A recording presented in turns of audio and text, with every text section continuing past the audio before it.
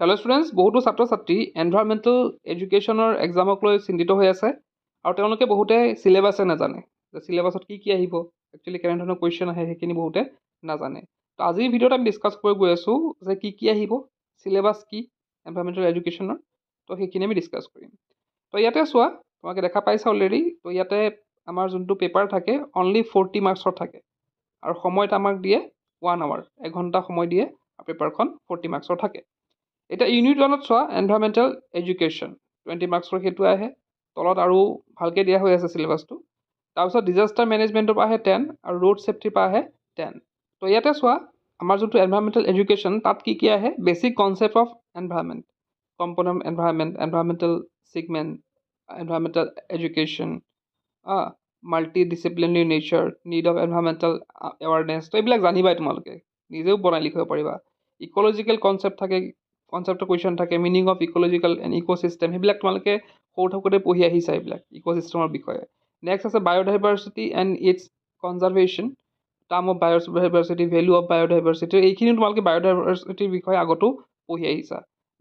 Natural resource, হয়নে? আমি natural ৰিচ'ৰ্চখিনি পঢ়িছোঁ, কি হয়, ফৰেষ্ট ৰিচ'ৰ্চ, তাৰপিছত কনজাৰ্ভেশ্যন অফ নেচাৰ ৰিচ'ৰ্চ, কিহৰ কাৰণে কৰিব লাগে সংৰক্ষণ, ৱাটাৰ ৰিচ'ৰ্চ, লেণ্ড ৰিচ'ৰ্চ, সেইবিলাক একেবাৰে ইজিয়ে। এনভাইৰমেণ্টেল পলিউশ্যনৰ বিষয়ে আহে, সেইটোতো আৰু তোমালোকে এনেই লিখিব পাৰিবা এইখিনি।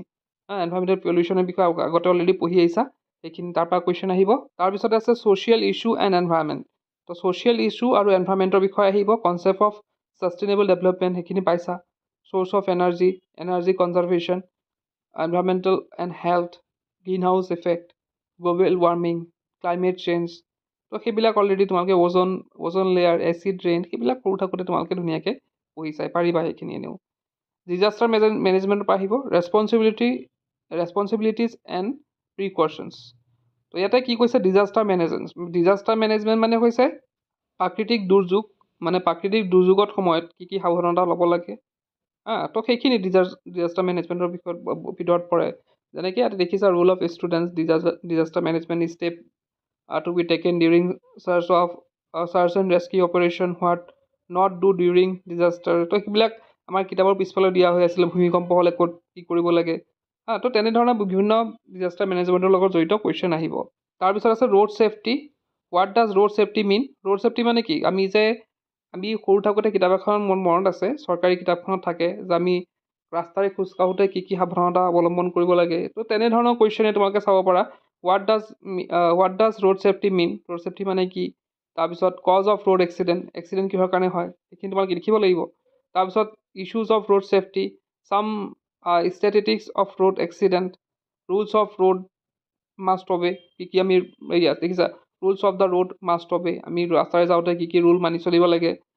হোৱাইল ট্ৰেভেলিং বাই বাছেৰে যাওঁতে কি নিয়ম মানি চলিব লাগে, helmet, vehicular emission pollution, seat belt, driving licence, international driving permit, major motor vehicle laws, traffic light, road signs. তো ইয়াতে সেইবিলাক বস্তুৱে চোৱা, এইখিনি প্ৰায় জনাবিলাকেই আছে। কিছুমান ইয়াতে যেনেকৈ ট্ৰেফিক ৰুলবিলাক তোমালোকে এবাৰ নেটত চাৰ্চ কৰি চাবা, ভেহিকেল লছ, তাৰপিছতে হেৰি বিষয়ে লাইক ইণ্টাৰনেশ্যনেল ড্ৰাইভিং পাৰ্মিট, সেইবিলাক কেনেকৈ কি কৰা হয় সেইবিলাক অলপ চাব পাৰা। এই বস্তুবিলাক কিতাপ নাথাকিলেও প্ৰব্লেম নাই, তোমালোকে যদি টপিক ৱাইজ এবাৰ গুগলত চাৰ্চ কৰি পঢ়ি লোৱা ওপৰে তথাপি কিন্তু তোমালোকৰ মানে এক্সাম ভাল হৈ যাব। তো ইয়াৰ পিছতে মই কুৱেশ্যন পেপাৰখন ডিছকাছ কৰিম যে কেনেধৰণৰ কুৱেশ্যন পেপাৰ আহে। তো সেইখিনিও তোমালোকে চাই থাকিবা। তোমালোকে গম পাইছাই যে এবাৰ MCQ আহিব, গতিকে MCQ প্ৰিপেৰেশ্যন তোমালোকে হয়তো কৰিবলৈ অকণ দিগদাৰ পাইছা, ক'ৰ পৰা কৰিম ক'ৰ পৰা নকৰিম তেনেকুৱা লাগিছে হয়তো।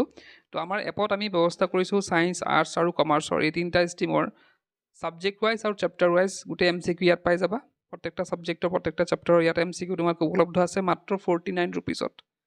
তো তোমালোকে দেৰি নকৰি এপৰ লিংকটো মই ডেছক্ৰিপশ্যন দি দিছোঁ, তাত গৈ পেলাই তোমালোকে ডাউনলোড কৰি ল'ব পাৰা। আৰু 49 ৰুপিজটো মাত্ৰ কেইদিনমানৰ কাৰণে আছে, গতিকে তোমালোকে এতিয়াই গৈ পেলাই সেইখিনি এনৰোল কৰিব পাৰা।